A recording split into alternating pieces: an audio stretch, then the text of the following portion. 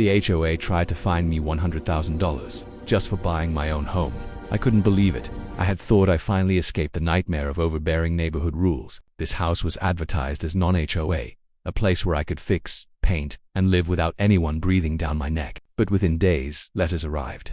Threats, fines, and claims that I had violated rules that didn't even exist. Every time I painted the trimmed the hedges, or even parked my car in my driveway, there was another note stapled to my gate. I felt like I had stumbled into a bureaucratic trap I didn't sign up for.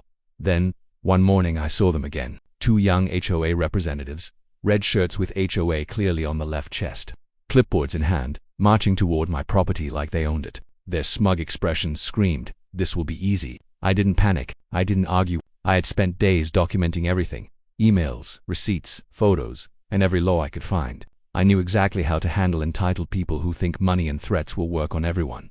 They waved their clipboards, shouting about fines, fees, and violations, claiming I had no right to paint my trim the color I wanted, or even install a mailbox. But I stayed calm. I invited them onto my property not out of fear, but to show them I was prepared. Step by step, I walked them through my files, showing them the legal proof, the property documents, everything. Their confident expressions began to crumble. Confusion, frustration, and disbelief replaced their smugness. Then came the ultimate move. I grabbed my camera and began recording their reactions while neighbors peeked through blinds. Every note, every threat, every attempt at intimidation was now documented. They didn't know whether to leave, argue, or apologize. They were exposed, caught in their own web of entitlement. I could see the panic in their eyes as the reality hit. $100,000 wasn't coming from me, not today, not ever. Finally, they retreated, muttering excuses that nobody believed. I leaned on the fence, letting out a quiet breath, a small smile spreading across my face. Victory doesn't always come from shouting or lawsuits. Sometimes, it comes quietly,